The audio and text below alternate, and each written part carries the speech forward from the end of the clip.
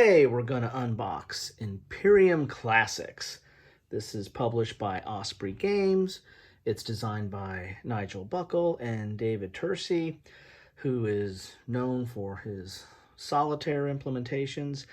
And this is a brand new card game that also comes with Imperium Legends. So you can either buy the classics, or you can buy the Legends, or you can combine the two. I think there's 8 civilizations or factions that come in Imperium Classics, and there are, by that name, Classics type civilizations, and then there's 8 that comes with Legends that are somewhat more legendary. Like they have like Utopians and King Arthur and stuff like that. So, but let's get into Imperium Classics here.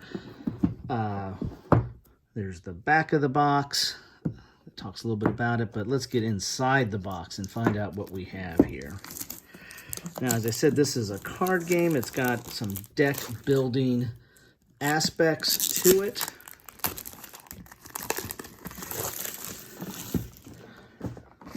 And again, I've kind of talked about this. This is my weekend of non-war games that I've been talking about. Normally I focus on war games on this channel, but kind of got into some non-war games this weekend.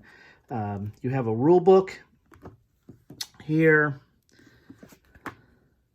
Has a quick reference on the back here.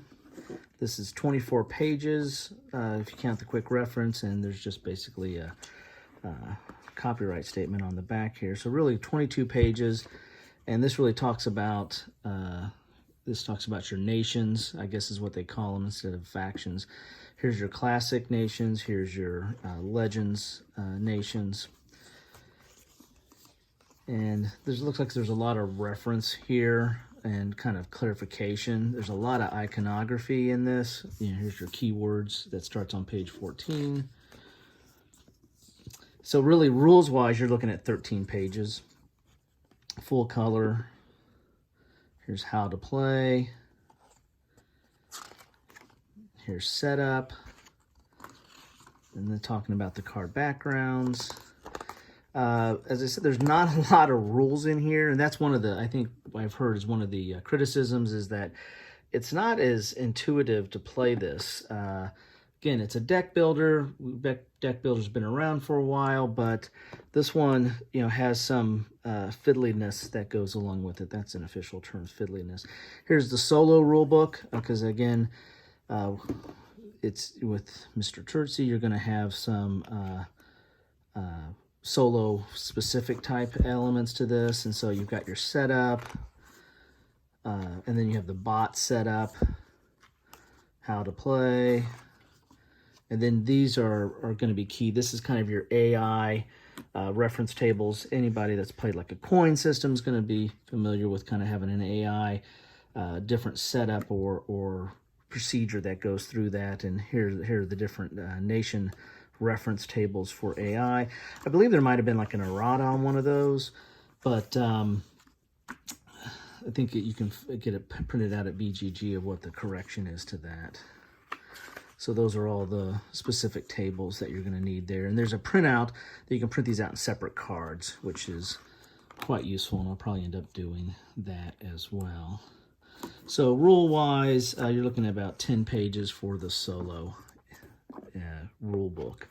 Here's your tokens. There are 3 counter sheets of tokens, or token sheets, that you need to punch out there. And good stock, good thickness there. Then you have a die, and I think the die is mainly for the, I think it's really for solo play. Then you're going to have your different nations, and there's, if you can see here, there is in the well there, this is the Carthaginians. And then you have the Romans. Got to have the Romans. The Celts.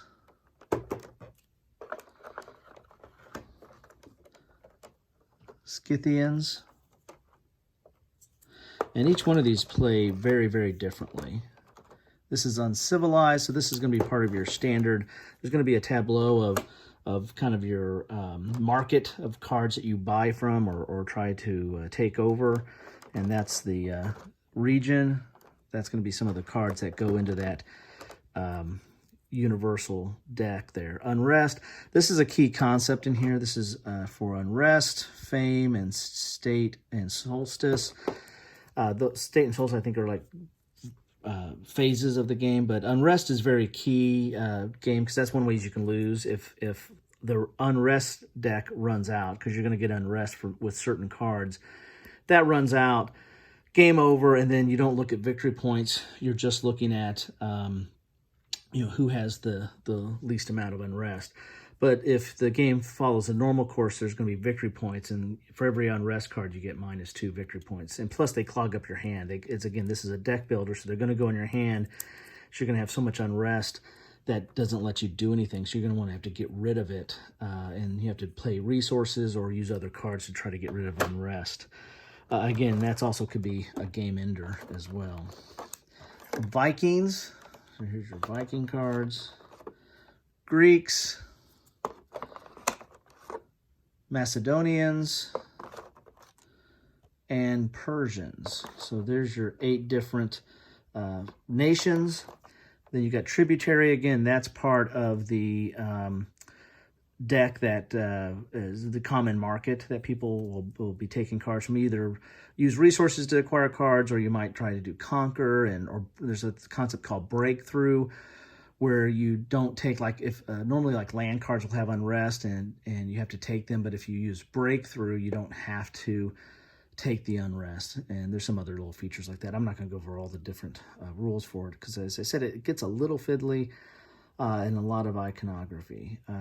So you'll take out, so the tributaries are very key, and they go into the common market that you kind of get cards from. And then you have civilized. Again, this is all part of these are from the common market, these decks right here. But then the other 8 are part of the different nations. You get 8 different nations in here. So that is what you get.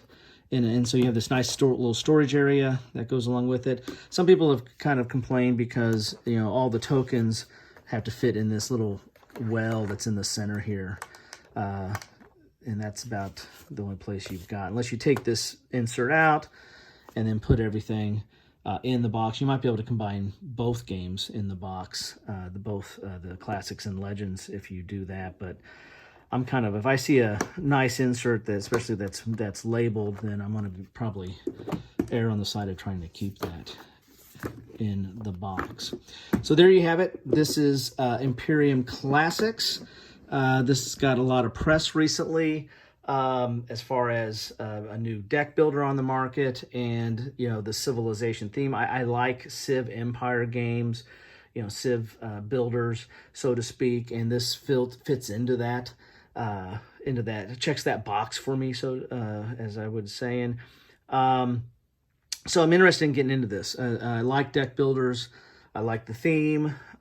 It's got a little bit of feel like an anachronistic type game, in that you have different civilizations over different periods and bringing them together and kind of going against each other with like a common market. So that draws from some of the other Civ builders that are out there in the general board game hobby.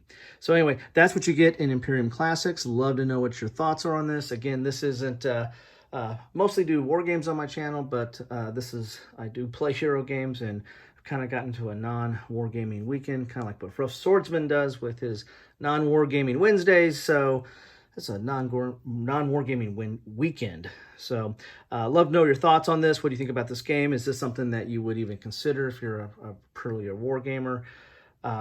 If you're a Euro gamer, what are your thoughts on this system and this mechanism? Is this worth the effort? So love to hear your thoughts. Thanks.